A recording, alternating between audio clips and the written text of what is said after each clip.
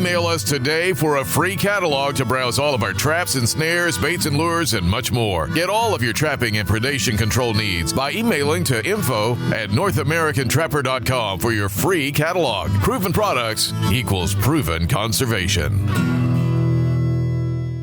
Well, we're just getting some orders packed here today. Mike Marsyada is actually going to stop by today, and I'm going to try and see if I can get him to have a little conversation on lures and baits and extend some of his knowledge for everybody out there that knows Mike. You know that he's pretty much a master at the craft of lure and bait making, and he's been a big supporter of mine, and he's been a big help through not just the Johnny Thorpe stuff, but every time I talk to him I learn something, and I'm gonna hopefully get him in front of the camera today when he comes. He's stopping by to check out the couple Johnny lures that I'm working on, the Colorado Cat Paste and the Adirondack All Call. But I'm going to try and get him to sit down and maybe extend some knowledge that's going to help everybody out there. But we got a few orders that we're going to take care of first, but it's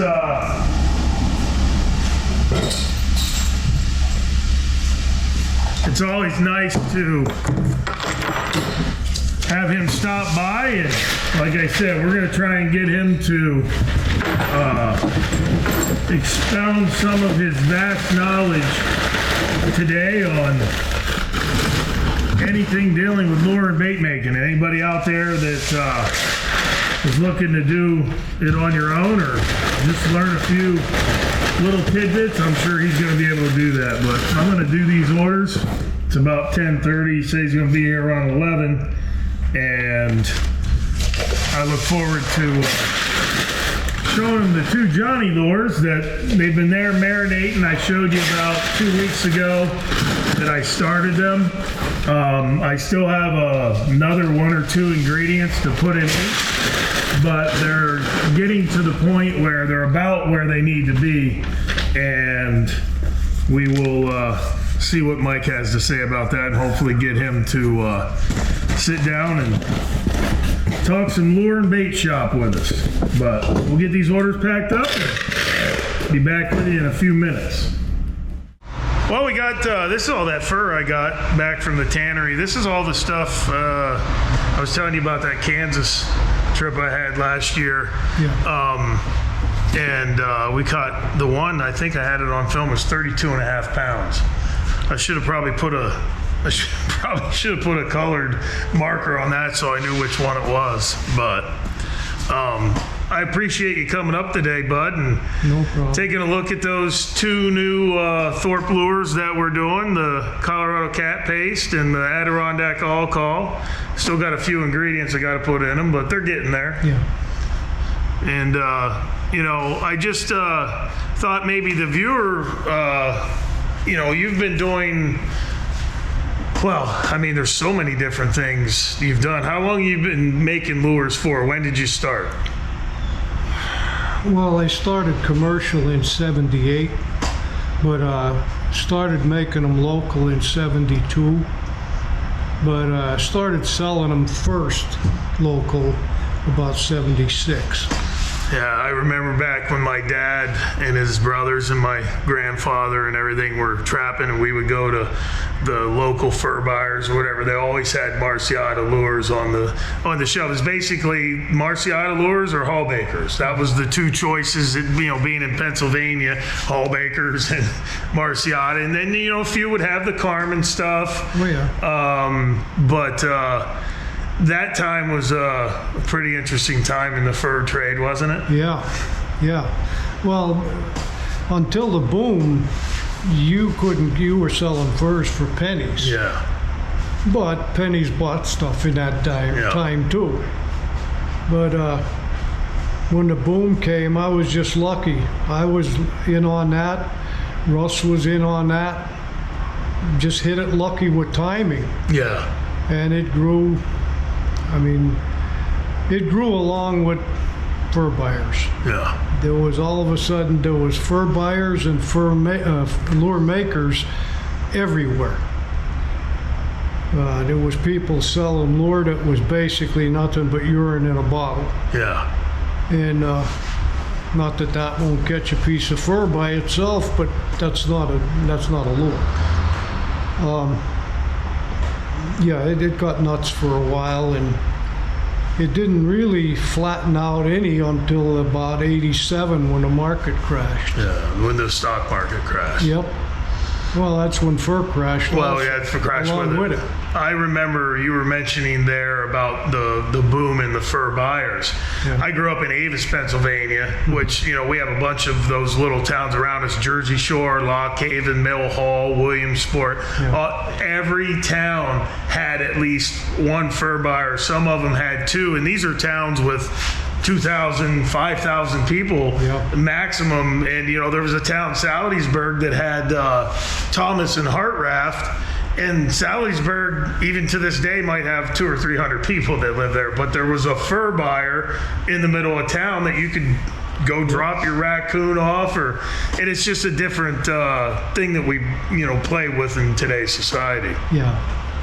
Yeah, and that made a lot of trappers, because there was kids that would get into trapping because they had access to something like that. Yeah, that was, you know, if you were I remember when I was 12 years old, I'd come home, ride my bike down to the bottom, carrying a couple little 110s with me, catch a couple muskrats, and be able to go get $20. Hell, I'd spend about 4 hours at the arcade after that. All the quarters would be gone. But yeah, I don't know if a lot of people know that, you know, not just the trapping stuff, but, you know, the reach and not necessarily the reach, the magnitude, I'll use that word, the magnitude of what you've done with lure and scents and baits. You know, everybody out there is very familiar. I think if you're an outdoorsman, you've heard of Tink 69, America's #1 buck lure. This man right here used to make it in 55-gallon drums for him back in the day. Yeah. How was that doing all of the different things for the deer industry as opposed to maybe the trapping industry? Trapping lure is much more intense than it is in deer.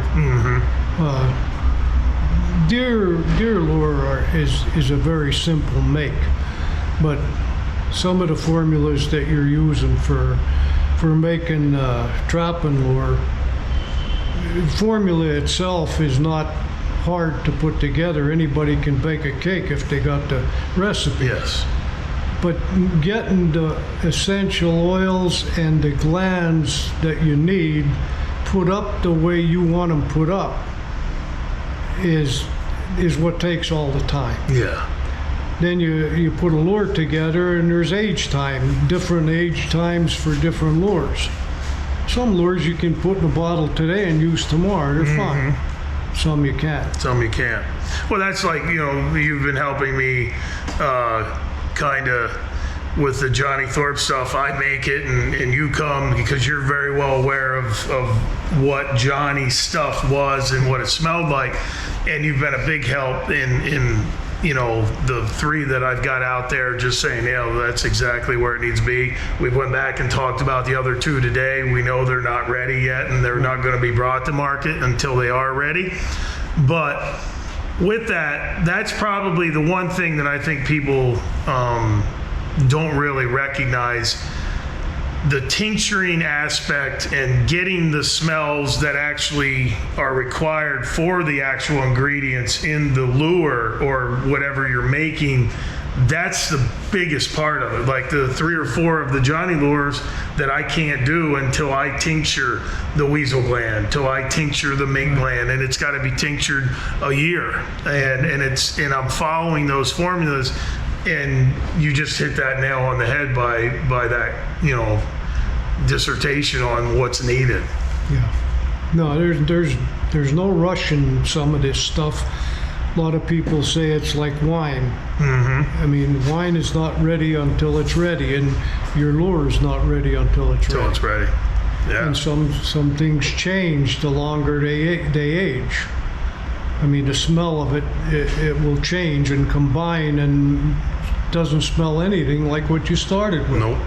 And beaver, since we have a nice beaver pelt here with beaver, castor is such a strong ingredient that it can overtake a lot of those formulas and stuff if you don't do, you know, like almost like Johnny used to say, a little dab will do you when it comes to lure and bait. If you were to like, you know, we have a lot of people that are just starting out and the people that find this, and I'm always looking to, you know, give information, and I'm not a wealth of information like you, but I try and give what information I have. If you had to give one or two tips or, you know, starting points or, you know, advice to anybody out there if they wanted to dabble in their own lures or wanted to dabble in making a scent or two, what would be your words of wisdom for somebody that just is looking to maybe even do it on their own, not necessarily sell it? That's not always what it's about. Right. But what would be your words of advice for that? And all around the tractor is beaver castor. There's no better. Yep. Everything that walks will come to it. I tell you it all the time. Everything in nature loves beaver. Yeah. Yep. No, that's as good as it gets. I mean, rat glands are fairly decent. Mink glands are fairly decent. But as far as ease of obtaining, I mean, anybody can get beaver castor. Yeah. And beaver castor straight by itself or tincture will catch anything that walks. Yeah, a lot of your better, that's true, because a lot of your better cat lures on the market have a lot of beaver castor in them. Yep. Yep. No, I would go with castor for sure. Castor's a good start. Mm-hmm. And then, you know, maybe what would you suggest if somebody wanted to make a coon bait or whatever? If they wanted to do a coon bait or something that they could use in a pocket set along any stream bank in the United States or the world for that matter, what do you think would be a good base for a raccoon bait that would go in a pocket set? Any type of fish. Any type of fish that they might be able to have. Grind it up fresh. It doesn't have to be aged or anything. Yep. Grind it up fresh, preserve it right there, whether that preservative is sodium benzoate or salt or borax, whatever you want to do, whatever you have access to. As far as a base, that's as good as it gets. Yeah, for coon. For any fish. It doesn't matter if it's mackerel or herring or carp or whatever. Right. Just grind it up, keep it fresh, and that'll work for you in a lot of those instances. Sure. That's good. Now, there's probably some people out there that want to know how you catch most of these. The skunk. Actually, it's, you know, when you think about it, as far as the value of the animal, catching a skunk is actually not a bad thing these days and age. Right. You can get the pelt tanned and get a fair market value for it. You can sell the skull. I call it the yellow gold. The skunk essence is, you know, even wholesale upwards of $20 an ounce. Yeah. You could render the skunk fat. You could literally grind the skunk, which you could tincture for bases of lures and baits, and it's kind of a unique animal too in and of itself, isn't it? Sure. And it's another animal that anything comes to. Yeah. Yep. I've always said that I don't mind catching a skunk in a set where I'm trapping canines the first night, because if you think about it, in nature, a skunk smell usually means death. Skunks don't just walk along spraying. And when that skunk sprays to any predator, whether it's a bear, a coyote, a fox, a bobcat, a fish, or whatever it is, they smell that and they think they may get a free meal by coming in and checking out what that skunk is. That's why one of the things we've talked about in the past, a lot of people use skunk, and you have, and I have, and a lot of people out there use skunk in their lures because of that long distance. Right. No, I got nothing against catching skunks any time of the year, but you have a chance. They can be tough too. I mean, they can be real easy to catch, and there can be times when they're grubbing. That's all they want is grubs. Just the grubs. Yep.